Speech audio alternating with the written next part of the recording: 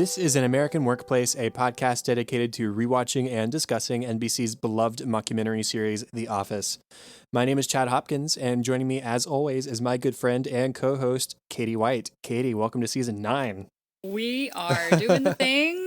We are, as we said last time, the beginning of the end. I actually went back this morning, for whatever reason, and listened to our pilot episode. Oh, yeah? A little bit of nostalgia. Yeah. And yeah, I can't believe we are getting ready to wrap this up. I mean, we still have several weeks ahead, but right. It's the last inning. Yeah, I'm excited. I go back and listen to old episodes sometimes, just depending on, like, what did I say about this episode? Or what did I say about this episode? I never listen to our episodes because I hate hearing myself recorded. So it's a good thing I do podcasts. Right. And this is like one of the very few that I've gone back and listened to just because I can't listen to him. Yeah. I'm glad I do listen most of the time. So editing, you end up listening through things like several times over. But then once everything is posted and everybody has it in their podcast feed, I usually listen again just to make sure I didn't miss anything. Yeah. It's just me slightly paranoid. And I have caught things sometimes, like sometimes I left out the theme song. Whoops. Or oops, I meant to edit that out. Or, oh, what happened here? Better go in and fix that and re-upload it real quick. So Right. Anyways, all that stuff aside, let's go ahead and go through some introductions before we get to the main episode. We have some emails from William and Ray. Thank you, you two, for emailing us. We also got 2 new reviews today on Facebook. Thank you, Bethany and Melanie, for the recommendations. People reached out to us on Twitter, which, as we said before, is a great place to find us. We are both quite active on Twitter. From Cole Knighton, pardon the definite mispronunciation, Leslie, Angel, Joel, Tromboner Man, and Spooky Night. So thanks all for reaching out there. We also got a podcast review from The Hoff. And thank you to everyone who's been reviewing on Apple Podcasts, because since we first started this podcast, we've been trying really hard to appear really high in the search results when you search for The Office, because that would be a great way to find us. And we finally did it. Chad sent me a picture the other day. We are now in the top, 3? Yeah. When you search The Office on Apple Podcasts, you find us on that first page. So that's really exciting, and hopefully means some more listeners coming up. Yeah, it's an awesome way for people to find us, because the way it is right now, if you search just The Office in the Apple Podcast app, the first result is a podcast that was going back when the show officially was still going, and they never finished the run of the show. And then there's another one that's called, I think, just The Office Podcast or something like that. I think they might still be going, but they're not as far as we are, I don't think. So it's just really cool that if people want like an active Office podcast covering the scope of the show, we're pretty much the top result so far. And that took a long time to get there. For a long time, if you would search The Office, you'd have to like scroll a little bit before you got to us, because it would just come up with all these other unrelated to the TV show Office podcasts. And so I was really psyched to finally find that this past week. Which means people had to try to find us, and they did. So if you're listening now, thanks for going through the hard work of finding us. And now hopefully it'll be a lot easier. And with that, let's go ahead and get into the first episode of Season 9, the final season of the U.S. Office. This is titled New Guys. It aired on September 20th of 2012. It was both directed and written by Greg Daniels. And I just wanted to highlight for a second, Greg Daniels is a guy who kicked this show off back in Season 1. He wrote the pilot. He was a showrunner for the first 4 seasons. And I think he's still done a few episodes here and there. Like, I think he definitely wrote Goodbye, Michael. But he has not been as hands-on with the show until this season. And in Season 9, he officially stepped back in as showrunner. So you're going to see a lot of things that are going to sort of harken back to what we saw in those first 4 seasons, which I think is a really great thing. So in this episode, New Guys, The Office welcomes 2 new faces, Clark and Pete, who The Office has dubbed the new Dwight and the new Jim. This creates strong feelings in both Dwight and Jim. And Andy harbors ill feelings towards Nellie and spends the day dealing with those. So to start off on this episode, we do get a different kind of cold open. It's not the traditional style where it's something funny that happens. It's unrelated to the rest of the episode. Here, we basically get a catch-up. A summer has basically gone by, and we get a whole lot of details on things that have been going on since we last saw them. Andy is coming back. Aaron's really excited. Though I should say, Erin's really excited, and then as soon as Andy comes back, we don't hear from her like at all. But Yeah. whatever. Andy was sent on a month-long wilderness adventure by David Wallace, who, as you might remember, I hope, has now purchased Dunder Mifflin and is the CEO. And it was a wilderness adventure with a bunch of teenagers, including David Wallace's own son. But the purpose was to make Andy more decisive and confident, and he is back from that now. Just a couple more before I let Katie take a couple of them. Dwight is not the father of Angela's son, according to the test results. So that's a bummer for Dwight. You can tell he's upset by that news. Next, we hear from Toby, who tells us that Kelly is gone. Her fiance, well, that's big news, Ravi, has been hired as a professor of pediatrics at Miami University.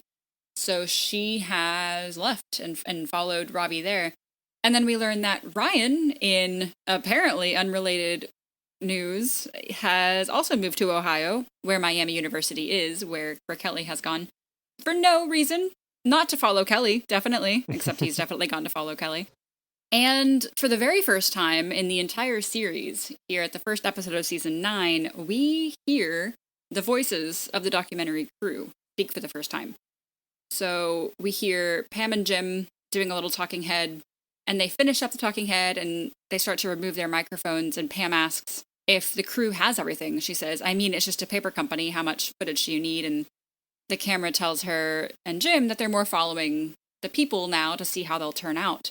And maybe this can transition us into the rest of the character development here. Pam says, well, I don't think anything's going to change in our lives now. With work and 2 kids, there's just nothing interesting going to happen to us for a long, long time. And we see this look wash over Jim's face that I can't really describe except for panic. It's just like, that can't be true, can it? And that's sort of the vibe we get from him for the entire episode is just, I need to do something with my life. Let's go ahead and talk about Jim and Pam and their part in this episode first, just spinning off from that. So at that point, when they're having the conversation with the camera crew, they've already revealed to us that Jim's friend from college is starting a sports marketing business that is based on an idea that Jim had back when they were in college together.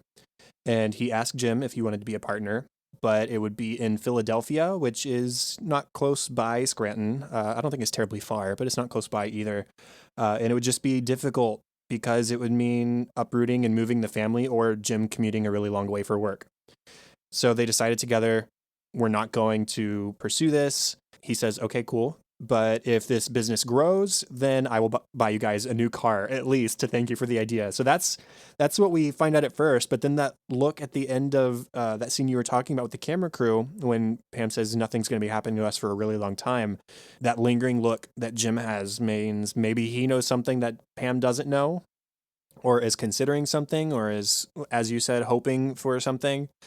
And as the episode goes on, one of the new characters, Pete, who you mentioned in your summary, is talking with Angela about adopting a cat. And Jim overhears Pete sharing lots of ambitions he has with his life, starting his own business, being a millionaire, traveling, making the world a better place, earning an MBA, but he hasn't taken any concrete steps. And Jim relates to him for that reason. And, you know, we know that Jim never planned to stay at Dunder Mifflin this long. We knew back in the series premiere, episode 1, the pilot, that he didn't want to. he was not excited by this. He didn't want to be at Dunder Mifflin Scranton all this time. But yes, he's still here. And yes, he's got a family that he loves, but we get a little bit of a sense that maybe he feels like he's missing out on bigger things.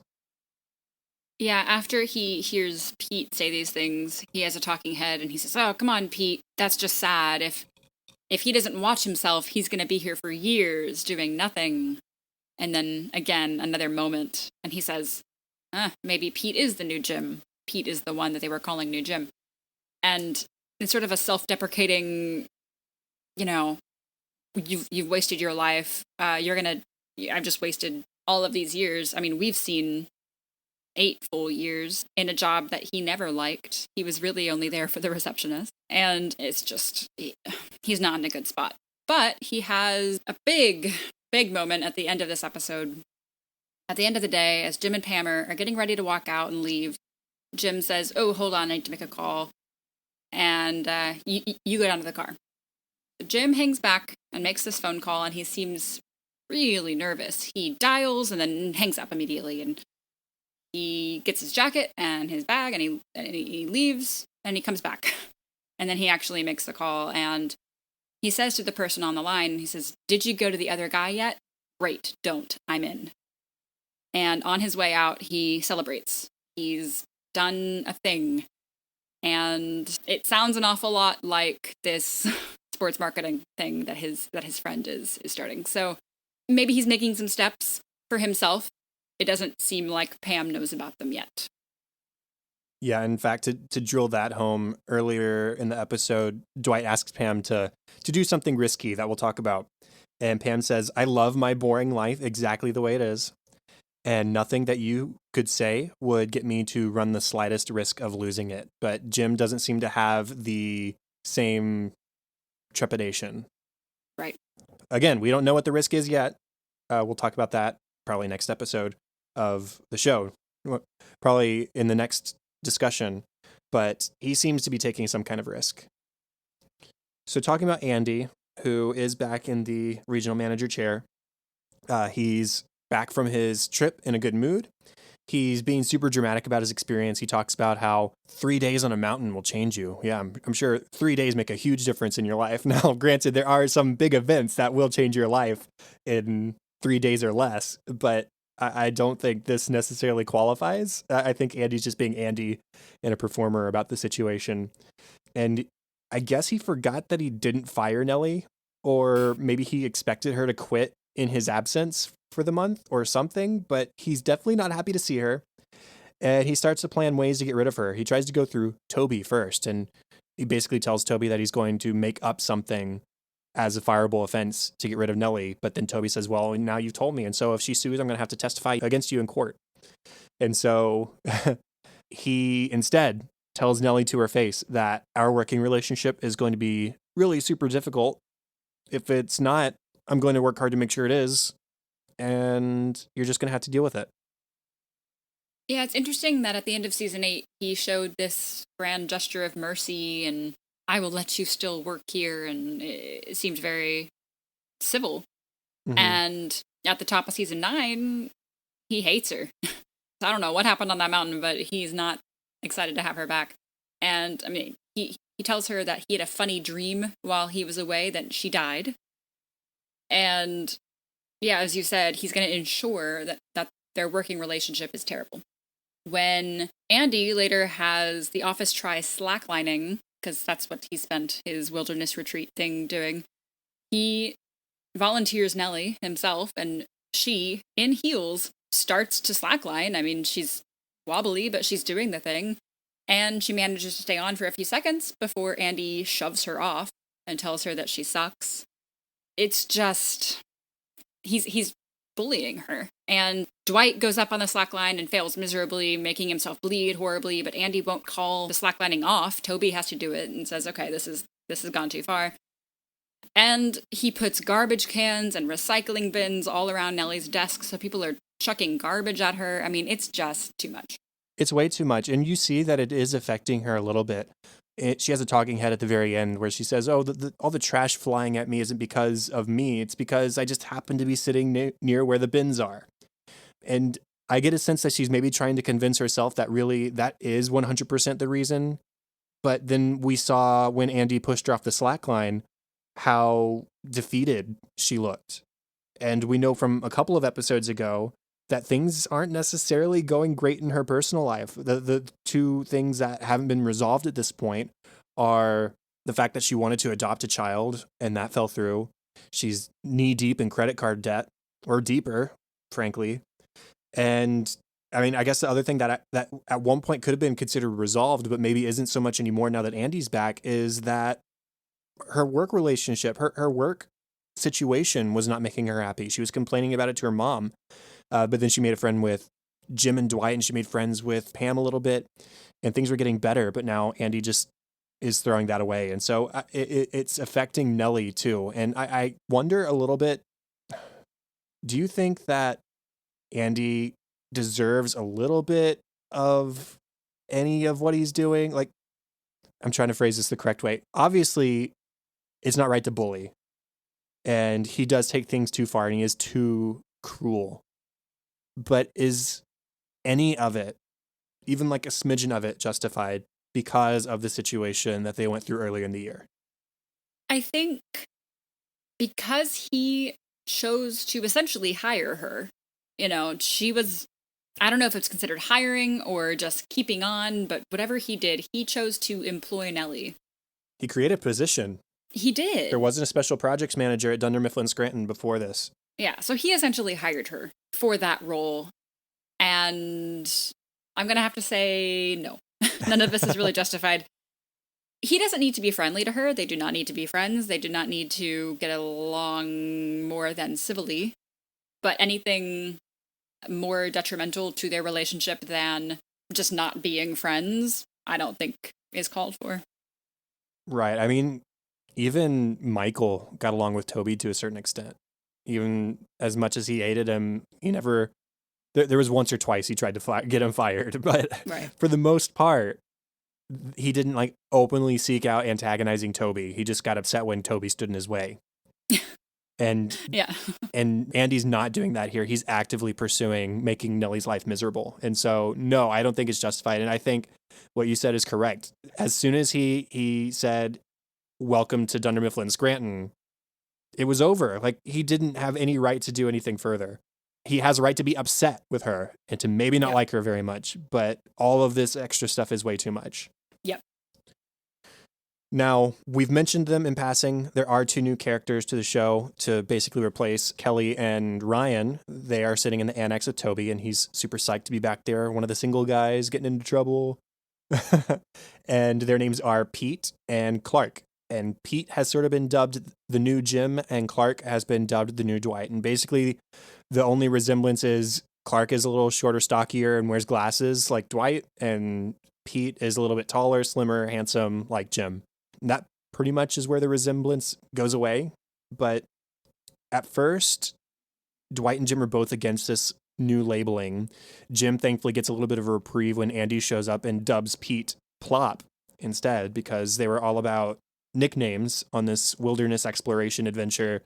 And apparently Pete uses the bathroom all the time. And so he has been named Plop by Andy, much to his chagrin.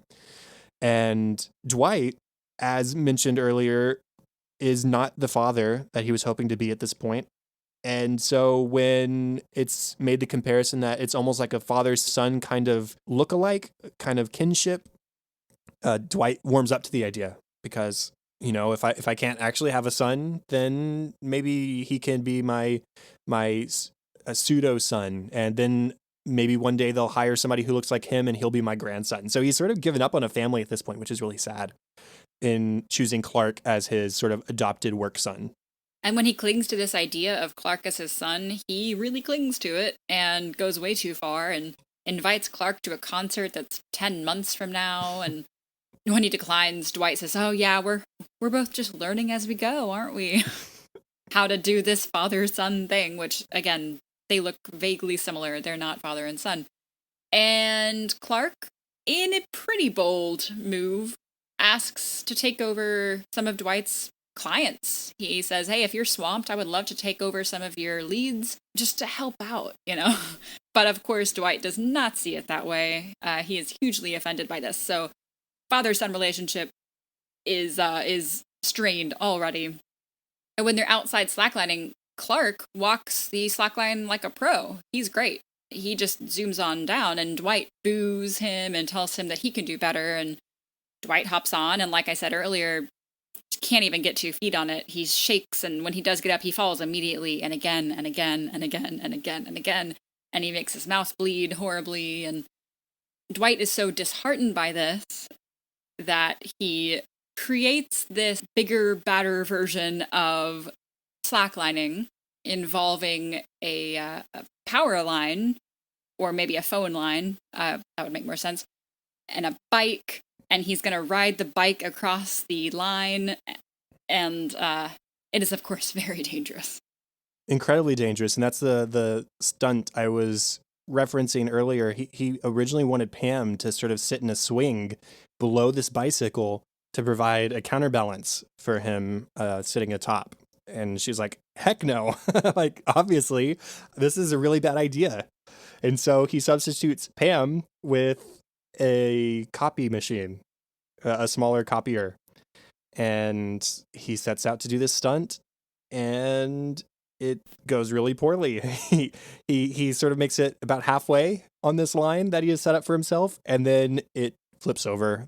The counterbalance wasn't enough, and so he flips upside down and is left hanging there for dear life until the firemen can get there with their truck and the ladder to take him down. So I feel badly for Dwight because, yeah, this is a little bit of extreme. It's a little silly, but it's a mix of feeling like he failed with Angela and having a son and passing up a chance to get a family, and also that he's maybe getting too old to be a father at this job, that the younger kids are going to take it and look cooler doing it. So it's just like, it's almost like midlife crisis hitting Dwight, kind of like that kind of sense where he's just like, man, things are really rough right now. I got to do something crazy to get things back on track. And it just doesn't go the way he wants it to. Maybe the last character I wanted to talk about before we get into some funnier moments. Angela is giving up her cat for adoption. You mentioned Pete was maybe trying not to adopt this cat.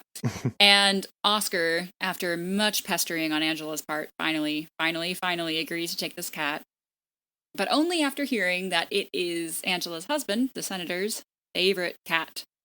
We quickly learn that the business meeting that Robert was attending that evening that would prevent him from saying goodbye to the cat is not a business meeting at all. It is dinner with Oscar at Oscar's house, where he will get to see his favorite cat again because he will be having dinner with Oscar. So that's officially official. And I mean, it had been in the past, but this is our first date, I guess, for the two of them, and Angela has no idea. Yeah, so it was confirmed at the end of Free Family Portrait Studio that yes, 100%, suspicions confirmed he is gay. But then what this confirms is that Oscar finally called, and they've been pursuing this in some capacity for the summer, we assume. And I mean, it kind of, there were points in, what was it? The fundraiser when Oscar's like, I'm obviously not rooting for Angela's husband to be gay. I'm not a monster. But I mean, he's kind of a monster now because here he is cheating with his coworker's husband who she doesn't even know is gay. Like it's all kinds of messed up. And Oscar's maybe not that great a person. Yeah, making some poor decisions. Going on to funny moments, there's not an excess of them in this episode, but Meredith tells Pete, quote, the new Jim, to sit on her face because she's obviously attracted to him. And he says, no thanks. And my name is Pete. And Jim has a talking head. He says, no, Pete is not the new Jim. The only thing we have in common is that neither of us wants to sit on Meredith's face. And if that makes him the new Jim, then every human being in the world is the new Jim. Also, a good Jim one. When Jim is messing with Dwight, this is when Dwight tells him that Clark is trying to take his job. Dwight says, the new guy's called a sales meeting? Because, of course, Jim made that up. And Jim says, yeah, Clark ended the whole thing with a karate demonstration. Did you know that there was a belt above black? Dwight says, there is no belt above black. Is there a belt above black?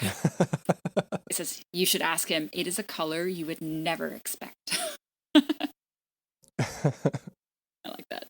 When Dwight asks Pam to be his counterbalance, he says, please, Pam. She says, find someone else. I don't know, ask Phyllis. Dwight says, I can't use Phyllis. Are you kidding me? The moment she steps off the bar, I'll be launched into space. God, you're so insensitive. Who's insensitive here? And this was after Dwight had basically said, we're basically the same weight, right? Pam is showing off. She's apparently been working hard to lose those mom pounds.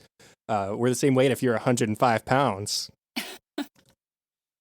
Since we mentioned Oscar's new boyfriend, I guess, Angela is, again, begging Oscar to take the cat. And Oscar says, no, I'm a dog person. And there's such a great parallel here. Angela says, if you pray enough, you can change yourself into a cat person. And Oscar says, those guys always change back, Angela. Oh, too on the nose. Yeah, just a little bit. Real quick, I wanted to ask earlier, but I forgot. Why is Angela so keen on Oscar, of all people, adopting Comstock? Do you think it's because of their good working relationship? Or because maybe Robert suggested it as a good alternative to living with them? Or I don't know. I always thought it was just because they got along professionally and she thinks that he's maybe one of the only sane people in the office. That's fair. Yeah, that was always my impression. Okay. Yeah, I just thought it was a good question. Yeah. Like, why Oscar? There's a moment when Andy is first arriving, Erin comes in. Like I said, she's really excited. She's said many times at this point in the episode, it's only like 3 minutes into the episode, that Andy's coming back. And when he finally arrives, she says, "Old Dwight, new Jim, tuna." Instead of old Jim or new Jim and old Jim, it's new Jim and tuna. It's not new tuna, it's new Jim and then tuna. It's just a funny play on words. Now there's one here that you're probably going to want to say, but I'm going to say it. It's mine. Kevin, when Angela has announced that she wants to put her cat up for adoption, Kevin apparently really likes Angela's cats. He says, Angela's cats are cute. So cute that you just want to eat them. But you can't eat cats. You can't eat cats, Kevin. You can't eat cats, Kevin. Which I want to say real quick. One of the reviews we got on Facebook today complimented my Kevin impression. It did, and it was great. Your Kevin and your Stanley. Yeah, how about that? And your Toby's pretty good too. Thank you. I do have another Kevin moment that I can steal. Oh yes, and it's a long one. It is. So this is from the cold open. I'm just gonna read it because it's hilarious. Oh, what a summer! An emotional roller coaster. I ran over a turtle in the parking lot, but then I saved him by gluing his shell back together. But I'm not that good at puzzles, so I patched him with stuff from around the office. But I couldn't get the pieces to fit right. Then one day, when I was reaching for the glue, I crushed his shell again. But I rebuilt him even better that time. But it turned out the turtle was already dead. Probably when I ran over him the first time. Yeah. And so the first time he patches him, obviously it's just bits of shell that aren't sealing together anything. And then he finds stuff from the office, and there's like pieces of a yogurt lid, there's a spoon, a shamrock keychain, a bottle cap. And it's funny that the end of the previous season ended with us thinking maybe Kevin had a dead dog that he was taking care of, even though it was dead. And then this season starts with Kevin actually killing a turtle. And taking care of it by building it a new home, and you see this like sad, lifeless turtle head. Yeah. Just And when Kevin offers to adopt Comstock, before or maybe it's after he said you can't eat cats, Angela says please after the turtle, and he responds, "I am enormously proud of what I did for that turtle." He yells it. A great Creed moment in this episode. We get a couple, or one big one. Mm-hmm. At the end of the episode, Creed apparently very much enjoyed his day. We get a voiceover for him. He says, "In the parking lot today, there was a circus. The copier did tricks on the high wire." Of course, that was Dwight. A lady tried to give away a baby that looked like a cat. Angela. There was a Dwight impersonator and a Jim impersonator. Clark and Pete. A strong man crushed a turtle. I laughed and I cried. Not bad for a day in the life of a dog food company. I was going to say I would love to be in his head, but no, I think that would be a scary place to be. Yeah. Creed thoughts.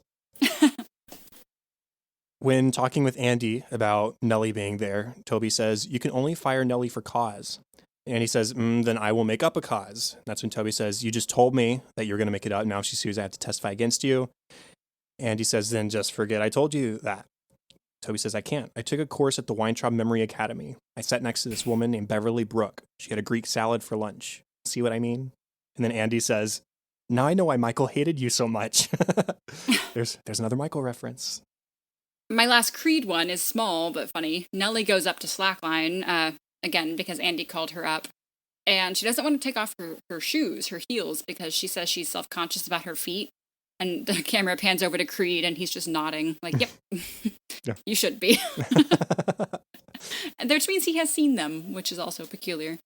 At the start of the episode in the cold open, Kelly is handing out all of her heavy coats because she thinks that Miami University, where her now fiance Ravi was just hired as a pediatrics professor, is in Florida. But it's not. It's in Ohio. And so she's still going to need those coats. She's going to have to buy a lot more now that she's given them all out. Yeah. Yeah, that was my last one. She's just so happy. Take these, not gonna need them, going to Miami. And everyone's just... Yeah, what exactly does she say? She says something biatches. Yeah. I'm going to Miami, biatches. Enjoy the snow, losers. In Ohio.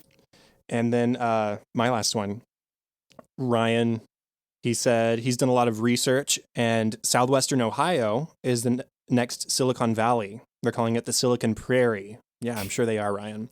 And I thought it was worth pointing out that he's carrying his clothes in a garbage bag, and he says, "This isn't garbage, these are my clothes." But for me, it was a nice reference back to season 1 basketball, when he was carrying around his sports clothes in a trash bag because he didn't have a sports bag or anything. Yeah. Or the original opening title sequence that was in for a long time. So I missed that one. Yeah. A bunch of deleted scenes for this episode. Dwight asks Jim for advice on what to talk about with the young people, Clark and Pete. Jim says that he read an article in Time magazine about dubstep, but he doesn't get to talk about it because Clark walks up to Dwight, and Dwight tries it out. He says, "Hey, yo, man, what's up? Did you catch that dubstep article in Time last week? Off the charts." But Clark takes this opportunity to make fun of him. Of course, he says, "Time magazine, what'd you pick that up at the newsstand in your Ford Taurus?" "Yeah, I'll read that as soon as I finish the Farmer's Almanac." But he joked the wrong joke to the wrong person because Dwight does not catch that sarcasm. He says, "You read the almanac? Crazy Gibbous Moon next month, yo." Keeps throwing in these yos. And when Clark leaves, Dwight turns back to Jim and says, "I have no idea what happened just there." An extended version of Andy talking with Nellie in his office. He says, in a moment of clarity that he had on the mountain, he was thinking about last spring, what Nellie did to him, and he thought of a perfect nickname for her, the Great Emasculator. And she replies, "Oh, better yet, Lady Second Chance." And then Andy goes into the speech that we see in the episode, and there's two small, slight differences. After he says, "I don't like to throw around the B word," he adds, "I find it offensive." She says, "Then let's not." Because obviously she thinks and we think he's about to call her the B word. But then he does say the line, "I'm going to be a huge to you." And then they both stare at the camera for a moment, and Nellie's looking nervous and Andy's looking pleased with himself. Like, yeah, come at me. I said it. Pam and Jim are shopping on Roy's wedding registry, and Jim suggests that they buy Roy a ladle that he had registered for. And Pam says, maybe we owe him a little bit more than that. And Jim goes, "Great, throw in a slotted spoon." He does not want to buy him anything expensive. Yeah, and Pam has a talking head where she says that Roy is getting married, unless his fiance pulls what they probably call the Pam, or that B-word Pam. You get all the... Yeah. Between this episode and the next episode, the deleted scenes included, they use the B-word a lot. A lot. Yeah, a several lot. times. Dwight asks Jim why Clark would lie to him and tell him that he studied karate when he just admits that he hadn't studied karate. Jim says he's not sure because it seemed like Dwight and Clark had a really good father-son thing going on, and like Luke and Darth Vader. And Dwight's offended. He says, "No, idiot, Luke and Darth Vader are enemies." Jim argues that Darth Vader tried to attach a hand onto Luke's arm. Dwight says, "What Star Wars are you watching?" And when Dwight explains that Luke is trying to destroy Darth Vader, he realizes himself the situation that he is in. That Clark might not be a nice guy. Yeah. There's some weird antagonism from Stanley and Phyllis towards Clark and Pete. We saw a little bit of it in the main episode. But then in the deleted scene, Stanley yells at Pete after he looks at his phone, after getting a notification. He says, "Yo, Muppet baby, got an urgent text from your social network?" And Pete tries to explain, my brother Mike, and Stanley interrupts and says, "I bet you majored in self-esteem, huh? Newsflash, you are not special." And Pete has a talking head. He says, "My generation was taught self-esteem for like 5 minutes in kindergarten, and we're still paying for it." Toby is holding an HR meeting. This is a long string of deleted scenes. Yeah. So I'll just do half and you can do the half thing. But Toby's holding an HR meeting in the conference room regarding Andy's behavior towards Nellie. And he asks who here has felt bullied by Andy today. And Toby said, I'll start it off. I felt a little bit bullied when Andy said that he knew why Michael hated me. He says he's feeling a little bit bullied now by everyone who's laughing at him saying that. And Nellie stands up. She says, I'm sorry, can I just say, if this is about me, if this is about Andy bullying me, this is not necessary. I'm fine. Everyone, back to work. And she catches herself. She says, oh, well, that's not my job anymore. That's yours, Andy, and you're very good at it. Back to you, if that's what you want. And Toby points out, sounds like you feel a little bit bullied, the way that you're reacting. And Andy says at that point that he feels bullied by all the oversensitive people who feel bullied by everything. Gosh, he sounds like Trump. Yeah, a little bit. Nellie asks him to check the transcript. She says, I never said I felt bullied. I never said that. Mm-hmm. And Aaron asks Pam, panicked, am I supposed to keep transcripts? No one ever told me. No, you're fine. No transcripts. Just a turn of phrase. And then accusations start going around. Kevin says Angela bullies him. For example, she won't give me her cat just because I killed my turtle a few times. Creed speaks up and says, people kill Angela. It's no reason to judge them. Okay, Creed. And then this turns into the bullying Creed hour. Meredith speaks up and says, I feel bullied by Creed always looking at my sweet rack. He says, I'm not looking at your rack. I'm looking at some crumbs of some delicious carrot cake on your chest. She says, my freckles? And Daryl says, Creed looks at me that way too. Creed says, bully me all you want. I can handle it. I have very thick skin. Daryl says, thick wrinkled skin, sort of under his breath. Then Angela says to Creed, sometimes I look at you and you're just doing this with your mouth. And she's like opening and closing it. Like, I don't know how to describe it. It's just flapping her mouth. Yeah. And she says, I don't know what that is. And he says, your cheeks look like an old Western saddle. And Creed stands up and he says, no problem. I can handle it. You can all pile on after my smoke break. And he leaves. Okay. Andy then says, when I was on Outward Bound, I was bullied by self-doubt. And Dwight says through his lip injury from the slackline, nobody cares about your dumb wilderness stories. And then we cut to Creed in the stairwell and he's sobbing. And it's not like, it's really strange. Like, it's a weird feeling because we know that Creed's a weird dude and he's probably done some real shady stuff. But here in this moment, his feelings are hurt and he's crying about it. And so we go back to the meeting from there. And Phyllis says, how can I be a bully? I'm a sweetie pie. And Angela says, you're a B word. There it is again. And Stanley's response is, oh, God. And he and Jim share a look and Stanley hands over an extra crossword puzzle. So Jim says to Pam, I'm not even the old Jim anymore. I'm the new Stanley. Again, sort of resenting the fact that he's still at Dunder Mifflin after all these years. Pam responds, well, if you become the new Creed, I'll divorce you. And it's just as Creed is returning to his seat. And he just sort of whimpers and walks out again. And everybody just sort of sits there uncomfortably. And that's it. Yeah. I never thought I'd feel that badly for Creed. I just thought he was funny. But I felt kind of really bad for him there. He's got a soft spot. Skin not so thick.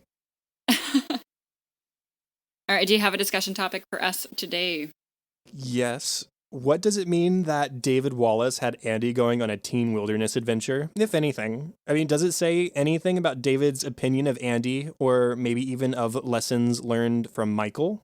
Was a thought I had. Like, he apparently he was sending him on this to become more confident and decisive. I think it has less to do with the fact that David Wallace sent Andy on a wilderness retreat than it does that David Wallace sent Andy on a wilderness retreat surrounded by children. One that he sent his own son on. I think it's saying that it could come across that he's a bit emotionally immature or just like not equipped to handle this position as any other adult would. It seems like a you need to grow up move. But I don't know if that really was his intention. This is all we get to hear about that, I believe. But that was sort of my take from that was like, ouch. I mean, the same camp as your, preteen son. Mm-hmm. You know what I thought of while you were just talking is that this isn't the first time David Wallace has sent people on a wilderness retreat. He did that with Toby back in season 4. Yeah. But I couldn't remember for sure, so I checked. That was with other branch managers, and so it was like an adult thing. And so for David to do the same idea with Andy, but to make it for kids, I think it does say something about how David views Andy's emotional level. Yep. Or maturity level. Cool. So moving on to our next episode, Roy's Wedding. It aired September 27th, 2012, directed by Matt Sohn and written by Allison Silverman. After attending Roy's wedding and seeing him surprise his wife by playing the piano and singing for her, Pam and Jim start to wonder, do they know everything about each other, or do they still have any surprises in store? As they question back and forth and figure, yeah, we pretty much do know each other, constant calls on his cell phone make Pam wonder if she does know everything about Jim after all. Meanwhile, Dwight won't pick a proper charity for Nellie's special project, and Clark promises Aaron an opportunity to audition to be a news anchor. Oh, this episode colors my opinion of Clark permanently, but we're not there yet. We will get to that in a minute. So, Jim and Pam. Yeah. Pam does not know about this business. It is confirmed in this episode that, yes, it was the sports marketing business that Jim was responding to at the end of last episode where he celebrated in the office alone after making that phone call. Yes, he made himself what sounds like a partner or something in this business. And Pam does not know about it. Well, Jim says, well, just kidding. She knows about it, but she doesn't know that Jim's a part of it. And it's not that she just doesn't know. It's that they discussed it and they decided no. And then Jim decided yes. It's not as if this was a surprise and, hey, I have a new job opportunity. No, this is, we decided against it as a couple, and then you went and did the thing that we said not to do. So he's clearly feeling badly about that, but hasn't told her yet. And so he sort of spends the whole episode dodging that, and Pam grows pretty suspicious. Yeah, I have some pretty extensive thoughts about the whole situation that I'll save probably for the discussion topic, I think. Yeah. But this is a storyline. I'll go ahead and say now, this is a storyline that causes a lot of controversy, I feel like, between Office fans, because some people look on it more favorably, or some of them look on it less favorably than others would probably be a more accurate way of putting it. But we'll talk about that in due time. Jim does think it's super weird that they're going to Roy's wedding. He says, I think the only weird thing about going to your wife's ex-fiance's wedding on a weekday at 8 a.m. is that it's your wife's ex-fiance. And I mean, it's kind of not weird when you think about it. Jim has obviously been with Pam for a few years at this point, and it's because of Jim that Roy and Pam split and he found his current wife. So both sides are happy. Roy says as much when Jim talks with him in the episode. And so when Jim and Pam go to the wedding together, Pam is eating a banana. She says, I planned a wedding with Roy previously. I'm expecting there's only going to be hot dogs here because that's what Roy wanted at our wedding was hot dogs.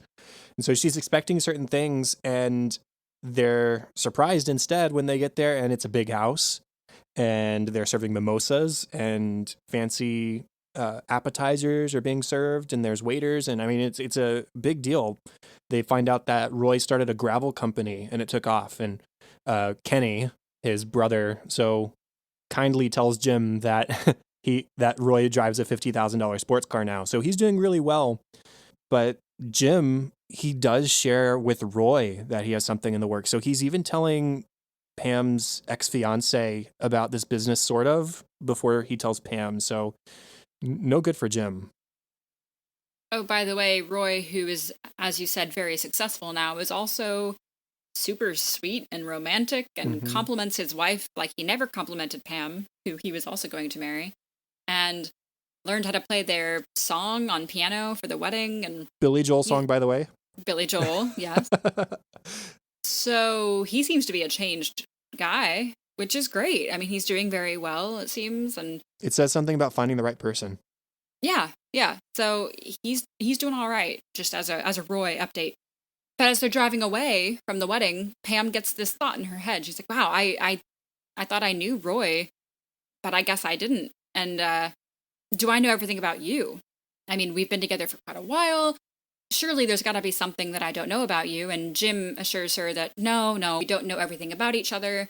Tell me something about you that I don't know. And she starts to tell him a story that she thinks will surprise him, but he knows the story. She's already told it. And Pam asks him to tell her something that she doesn't know about him, and he can't do it. And he spends kind of the whole day trying to think of something. Not because there isn't anything that she doesn't know, because there is, but he can't talk to her about that yet. So they kind of get the office in on this. They're playing the newlyweds game, but they call it the oldie-weds game because they've been married for a while. Asking trivia about the other person. And, in the middle of this fun game, Jim gets a call and ducks out and doesn't really say anything and leans back to have her not look at the caller ID, and it doesn't look great, and Pam definitely notices something. Mm-hmm. And she has a talking head where she says, maybe there is something I don't know about Jim. Towards the end of the episode, she gives him an out. She tries really hard to give him an out. She makes up a story, and he is able to tell that didn't happen. You would have told me automatically if something like that had happened. She says, you're right, I would have. And so, is there anything you haven't told me? Something between the beginning of your life and the last 2 days? Is there anything that you have not told me? Just tell me. Like, she makes it very, very clear, to us at least, that she knows something that he's not telling her, and Jim just either doesn't pick up on it or he's not ready to address that yet. And so he offers nothing. And I mean, it sucks. You want them to communicate with each other. But again, I have more thoughts on that later. Moving on to Aaron and Clark. So, Aaron, when Clark and Pete walk in for the day, Aaron exchanges friendly words with Pete, and Clark seems to get mildly jealous because I'm here too, and they apparently share the same job. They are customer service, customer relations. So Clark picks a phone call with a friend who's supposedly looking for a news anchor, and Clark loudly asks, very theatrically, "Where am I supposed to find someone who's pretty, smart, and well-informed?" And he turns to Aaron and he says, "Aaron, do you know anyone who might..." Oh. And he has this fake thought in his head, oh, she would be perfect. So Clark asks Aaron to audition for this newscaster position that, for whatever reason, he would be filming the audition himself in his house late at night. And so he says, try out a few stories and a few different outfits, loosen up with some wine, and sweet Aaron, of course, doesn't really know what Clark is getting at, but Pete, who overhears this, does, and his antenna is up because he does not want Aaron to be taken advantage of. And it sounds like she definitely will be if Clark gets his way. And when Andy learns about this, he is fascinated, and he pushes Aaron to do this. He's very excited for her. He even gives Clark his credit card to go get Aaron all of these sexy and super unnecessary clothes that Clark said that she would need for this audition. So Andy is not helping this at all. Andy then has people gather in the conference room, appropriate use of work time, to discuss Aaron's looks and her confidence prior to her, quote, audition. And he wants them to give compliments to her to make her feel better about herself. And Oscar at this point rightly points out, like, if she's auditioning for a news job, shouldn't we be more concerned with her credibility, her reliability? Maybe has she taken journalism classes, or has she had any other experience in this field? And Aaron at this point says, I'll do whatever it takes to get the job. And that has Clark really excited and elbowing Pete. Yeah, whatever it takes. Pete is not a Clark fan. You'd think that these guys who are hired at the same time, who are working together in the annex together, with Toby, they'd get along and that they're really good friends, and they're not. Pete seems pretty off-put by Clark and not a big fan. And that leads to Pete convincing Andy to go with Aaron to the audition, because he says, in a real audition, what they're going to want to see is Aaron's rapport with the rest of the news team. So who has the best rapport with Aaron? Anybody? Well, it's Andy, obviously.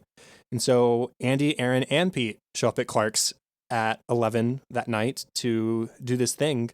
And I mean, I can't help but think that, honestly, Pete probably saved Clark's job by getting Andy involved, because who knows what would have happened otherwise. And I just don't think Aaron would have gone along with anything that Clark wanted. And if he had done anything sleazy in order to get Aaron to do what he wanted her to do, then she would have told Andy and he wouldn't be working there anymore. So, I mean, I think Clark has Pete to thank, but whatever.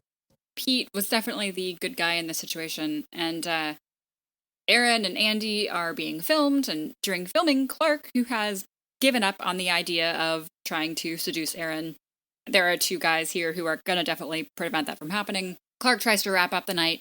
All right, that's plenty. Thank you. But Andy, the performer, as always, is not pleased with his performance and tries to make them do additional takes and stuff, but Clark's plan is ruined. Erin tells Andy that she's hungry, she's done, but since Andy wants to do more takes for himself, Andy asks Pete if he would take Erin out to get a burger, and Pete seems really happy to do so. So now it is just Clark and Andy filming this fake newscaster audition. Exactly what you wanted. Yeah, it's the same as a cute girl in your apartment at midnight. So, yeah, Clark's plan was definitely ruined. Yeah, I love the look in Clark's eyes as Andy's suggesting to Pete to go get Erin a burger or something, and Clark's just like, oh, I wish it was me. The last sort of main storyline from this episode comes from Nellie and Dwight. Nellie, as Special Projects Manager, is finally introducing her first approved special project. She's apparently offered up plenty, but Andy has not approved any of them. But this one is about charity, so take that, Andy. Try and turn down charity. And so she has called it Operation Give Back, and they have $4,000 that they are going to be giving out to different charities that are chosen by the employee, so that's pretty cool. Stanley picks the American Diabetes Association, and Angelo calls him out for being selfish since he has diabetes. Kevin picks Heifers International. I looked it up. It is just called Heifer International. It's real, and it's not a prank organization. It's an organization that gives out animals as a way to provide self-sufficiency to the poverty-stricken. Kevin thinks it's just funny that they give people goats, and he thinks it's a prank, but that's not exactly what they do. Creed says he wants to help Jimmy Carter build gnomes. I don't think that's what Jimmy Carter does either. And then Andy picks a foundation that teaches homeless children nautical flag signaling because it changes lives. And Nellie says, thank you, Andy. She's still trying to stay on Andy's good side, but Andy says, I'm not doing it for you. I'm doing it for the preservation of nautical flag signaling. But then it's Dwight who gets in the way, not Andy. Dwight who gets in the way of Nellie. And it's not necessarily to antagonize Nellie as Andy would normally do. It's because he says that charity hasn't been proven to work. And so he eventually relents and picks one, but he picks the Global Relief Foundation, which was proven as a front for the Taliban back in 2001. So there's the conflict between Nellie and Dwight now. So in order to thwart Dwight's plan here to donate money to this bad organization, Nellie comes up to Dwight with a contract. Okay, well, if you pledge your allegiance to the Taliban law abroad, then surely you must live by their same rules here, right, for consistency. And Dwight happily signs this contract, stating that he will abide by Taliban law in the office. Bold move from Nellie, but she has a plan. She takes his pen and says, look, I stole your pen. Dwight, come take it back. Now, hey, because I stole your pen, Taliban law states that you must chop off my hand. And if you are serious about this contract and about pledging money to this charity, you must chop off my hand. So Dwight says he is good to go on this. Absolutely. Let me sharpen up this meat cleaver that you have provided for the event. And you go do some handy activities and we will meet back and do the thing. So he gets out a chopping block and prepares Nellie's hand and takes his time, swings the cleaver a bit, but he can't seem to get himself to do it. She grabs a soda. He's taking a while. And when it starts to get late, we see that Daryl brings in a laptop to show Dwight a little bit of inspiration to get the job done sooner.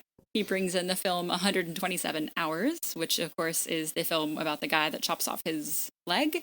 It's his arm. Mm-hmm. His arm. That's what it was. His arm, after it gets crushed by a boulder. So next we see Dwight and Nellie are sitting in the break room watching the movie, cleaver in hand, but forgotten about.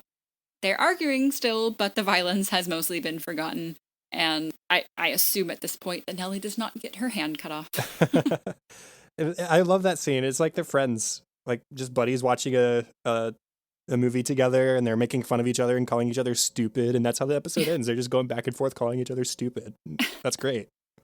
One's very small character development I wanted to mention. We hear that Daryl has been made conciliary or assistant regional manager to Andy. Mm-hmm. So now Daryl dresses very nicely in the office. Yeah. That and also his date to Roy's wedding, he was there too, along with Phyllis and Bob Vance Refrigeration, was Val. Yeah. So apparently, following the events of Free Family Portrait Studio at the end of season 8, we can assume that they are dating, which is good. Good for them. And moving on to funny moments, our cold open for this episode, the building's custodian, I love this cold open, is on vacation for the month. And the building is getting very, very gross, but Dwight is too cheap, apparently, to hire a replacement for the month. So Pam, as office administrator, is on it for Dunder Mifflin. She's created a chore wheel, but it's not nearly as much fun as it sounds or looks. It doesn't spin. You just kind of move the wheel one notch every day, and you see what chore you have to do that day. And everyone's pretty bummed that it doesn't spin. So Pam creates a new chore wheel that does spin, and it looks so much more exciting, but it's still just chores. So she goes through several rounds of development, she says, and now there's a super bright, super fun wheel that spins and has prizes. She says $10, candy bar, manager for an hour, but there are also penalties like no internet, Stanley gets your lunch. One more thing that is not on the chore wheel is actual chores. She says, but they're right, this is more fun. But there's also a tiny wheel, so on the big wheel, you can spin it, and it can land on tiny wheel, and then you get to spin this itty-bitty tiny wheel. It's very cute.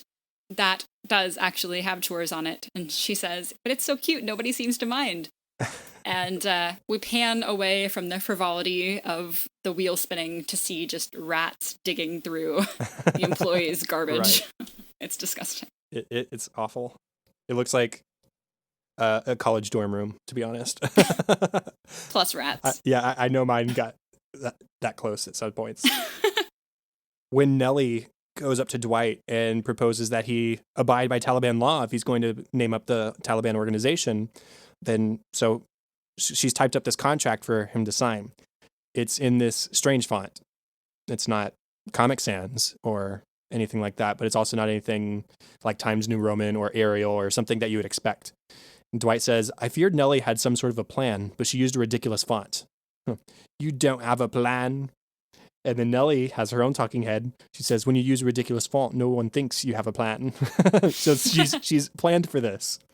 You know, when reading Nellie quotes, half the time I try and go for the British accent, and half the time I don't. And I've noticed that. Like the other half of the time, I guess. There's 3 halves of this situation. I start it and then I give it up. Well, you know about 2 syllables in whether or not the English accent that you have put on is going to be any good. Yeah. And once you've started a bad one, you can't get out of it. Yeah, and hers is like a really exaggerated one too. So it's like if you go for it, you better go commit. For it.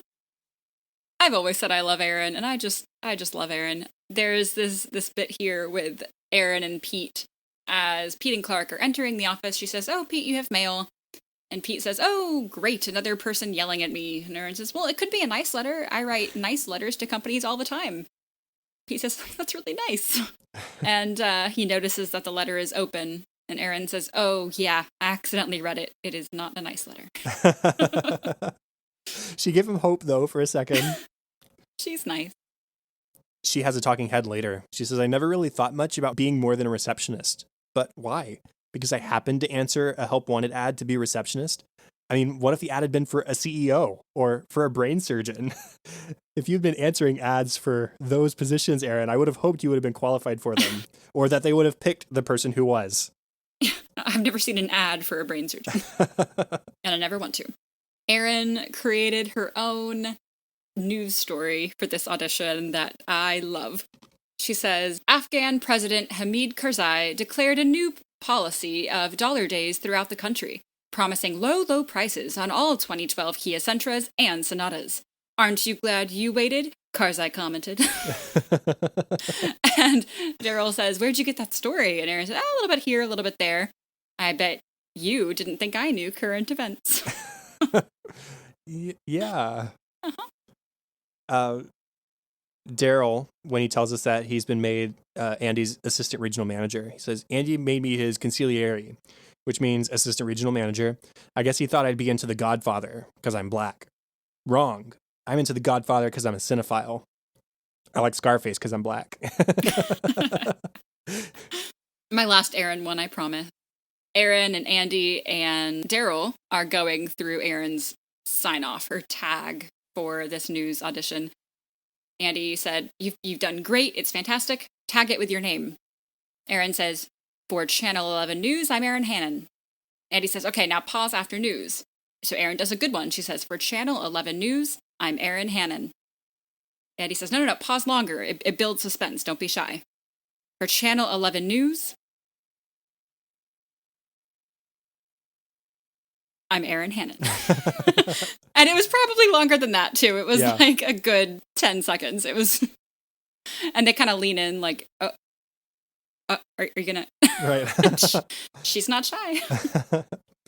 When Nellie and Dwight are in the break room preparing to get Nellie's hand cut off, Daryl walks in and he sees what they're doing, and Dwight is holding a cleaver, and he just like wordlessly turns around and walks out again. He's like, I'm not dealing with this right now.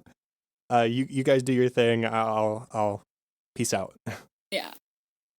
When Angela was bragging that the senator and she still have mystery, they don't know everything about each other.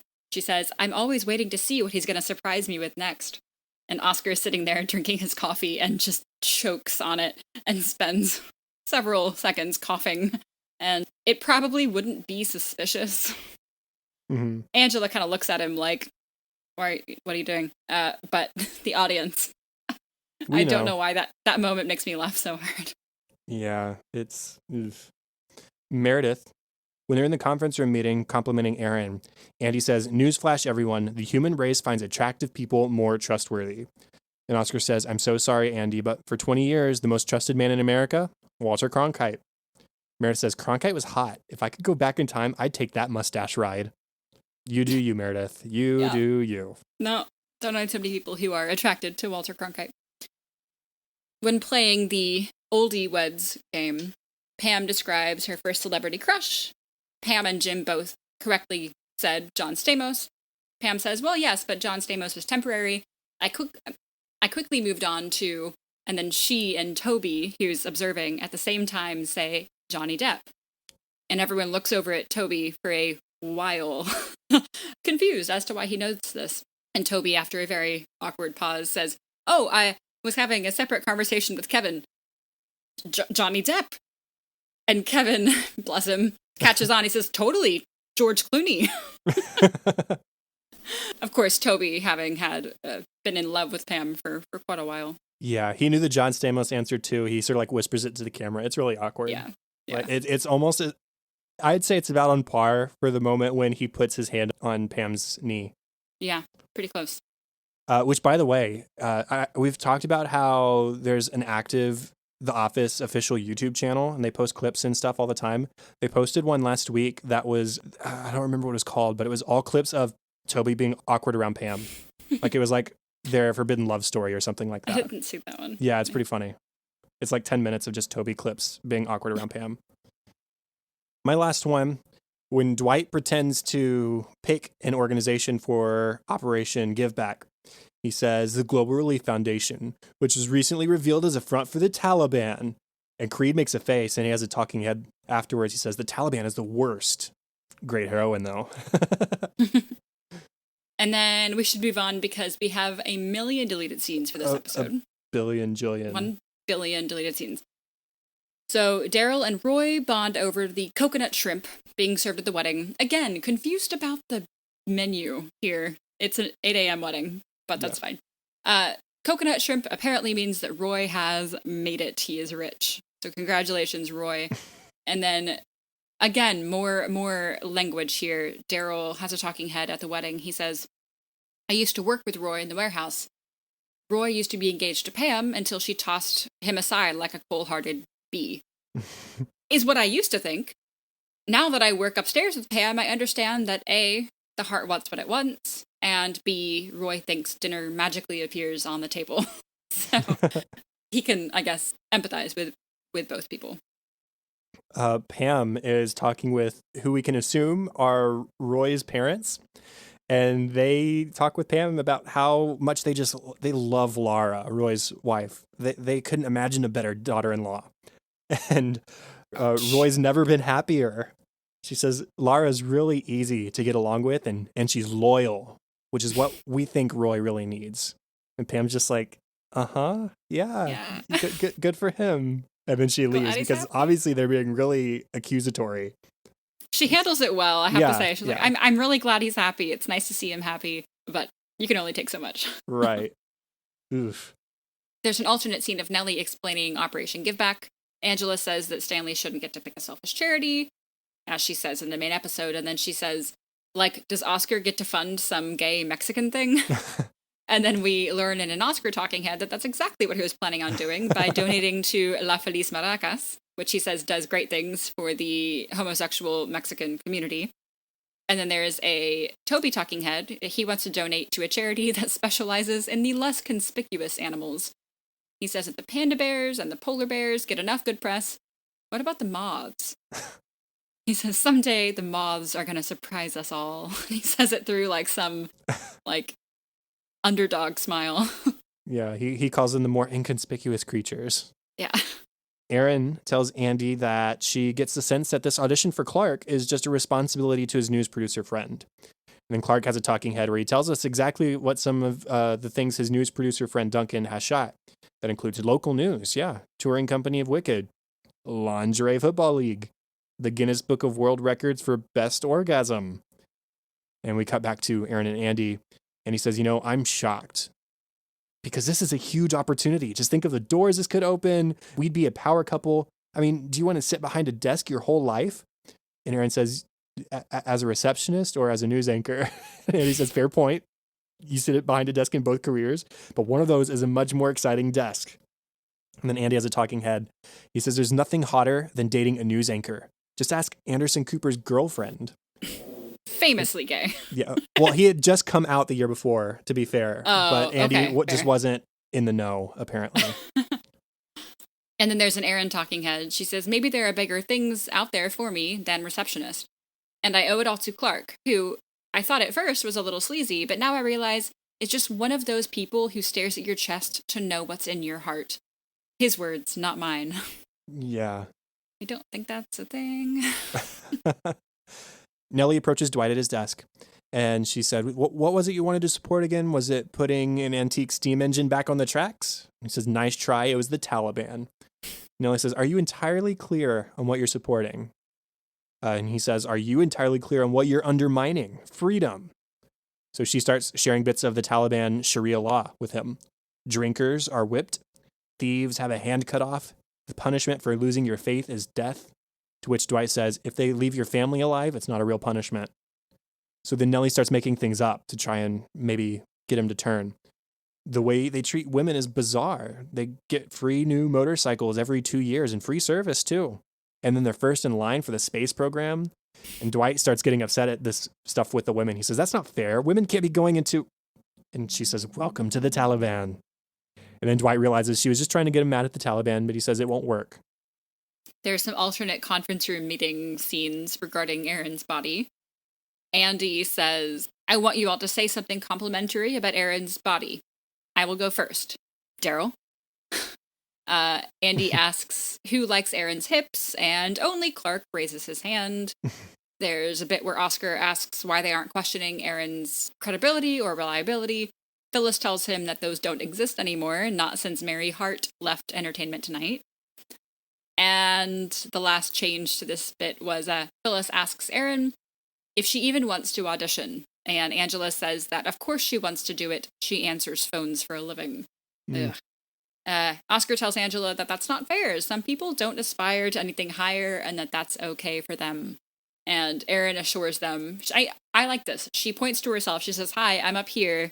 And yes, I do want to do it. Thank you for asking. Right. I'm glad she's offended by that because she should have been. She should be. She says, yes, stop. I do want to do this. Yeah, she says, I do want the job. You people have probably been offered news anchor jobs every week of your lives, but this is a first for me. Yeah. She has a talking head where she's practicing. She says, finally, tonight.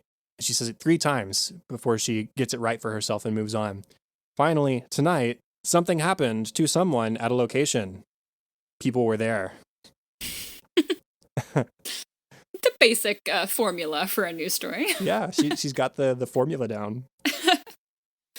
Clark makes fun of Aaron to Pete hate this because he spent the entire episode trying to get in her pants and then just behind her back makes fun of her. He says, so she's coming over at 11 because I told her it was for the 11 o'clock news. Do you think I can get her in the shower for reporting in the rain? And Pete rightfully kind of stands up for her and says, I don't know, I feel like you would say you're kidding when you're not kidding. And Clark agrees with him. He says, yeah, I don't know myself. So Clark, not a great guy, but we knew that already. Erin tells Andy and Daryl that she's really bad at public speaking, but Andy says, don't think of it as public speaking. Think about it as music. You're just singing it. And he's sort of da-da-da-da-dum, da-da-da-da-dum, da-da-da-dum, like the sing-songy newscaster kind of voice. He just mumbles it, and she says, okay, let me try. And so she does it. And so they're just making mumble sounds at each other. And Daryl's just like wide-eyed, like, what's going on? Like, how did I get wrapped up in this kind of situation? And then Andy says, wow, thank you for that news. That was some very important information you just told me. And she goes, you're welcome. And yeah. As Erin is heading downstairs, she's waiting for the elevator, and Pete privately tells Erin that this newscaster audition is a bad idea. And, well, he says, this is a bad idea. And Erin misunderstands. She says, oh, I usually take the stairs. I just thought I would give myself a treat. He says, no, I'm talking about the audition. He tells her he doesn't want to, I guess, talk badly about Clark or something.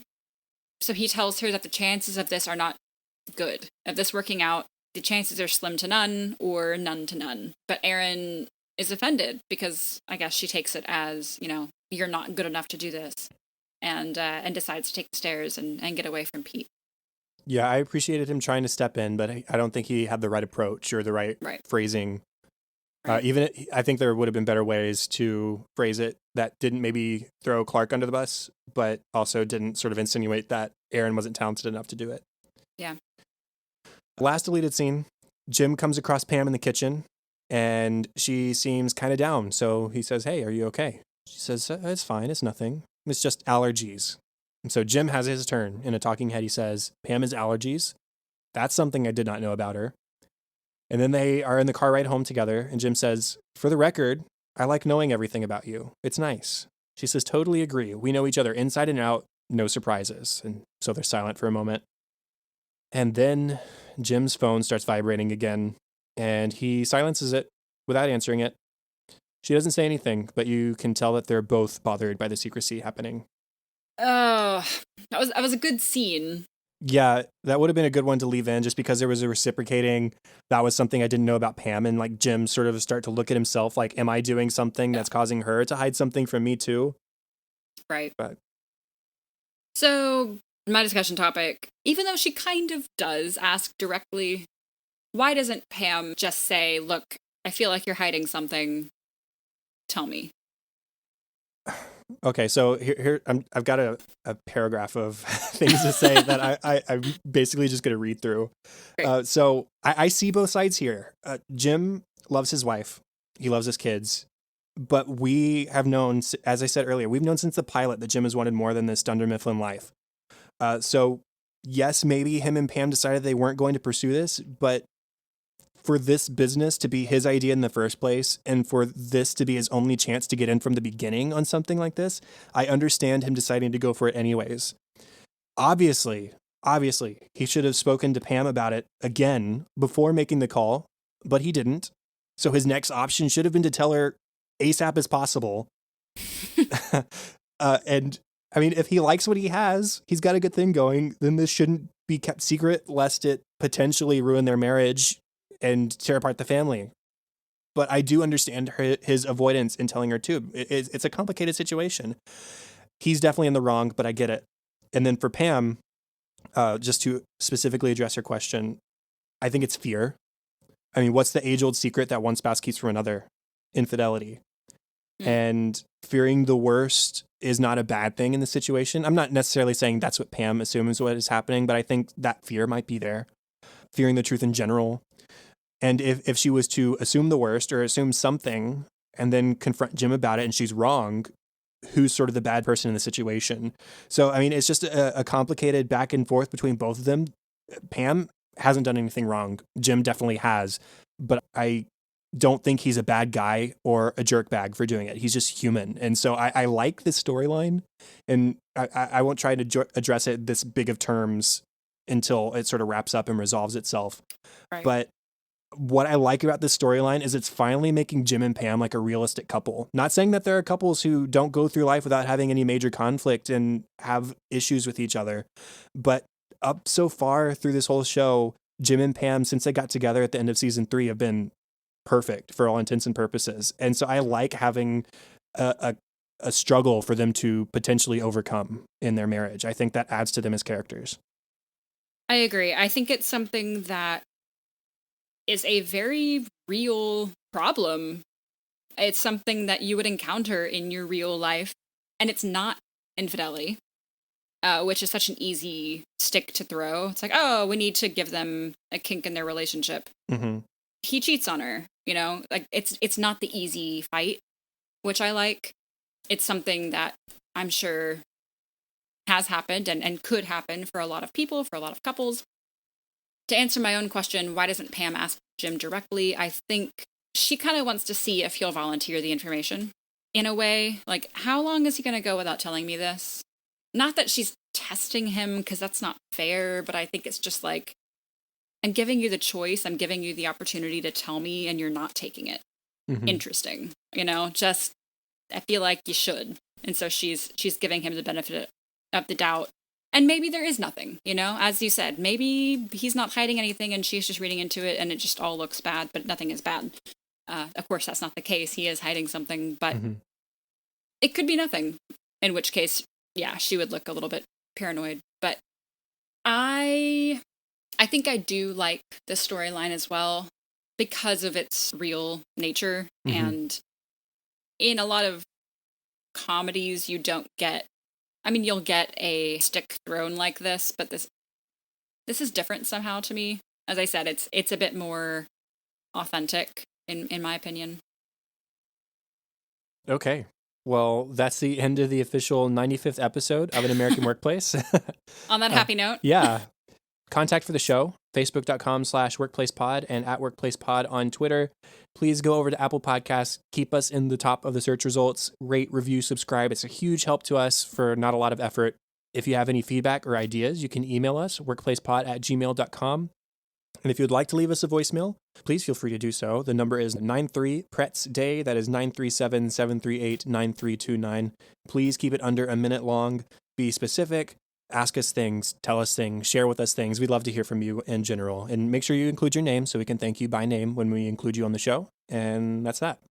You can find me on Twitter at KTLady623. I'm also at facebook.com/katie.white. And the best place to find me is also on Twitter, Chadadada. That is CHADADADA. There's also facebook.com/chad.hopkins and my other podcast, Cinescope, which you can find where podcasts can be found or at thecinescopepodcast.com. If you want a shout out and more of An American Workplace each week, including access to our discussion outline and notes, a logo sticker, bonus episodes, and live streams, check out our Patreon page and pick the support level that you think is worth it to you at patreon.com/workplacepod. And that is all for this week. Thank you for joining us to watch one of our favorite shows at The Office here on episode 95 of An American Workplace. Make sure to join us in episode 96 for our discussion on the next 2 episodes of season 9, Andy's Ancestry and Work Bus. Bye.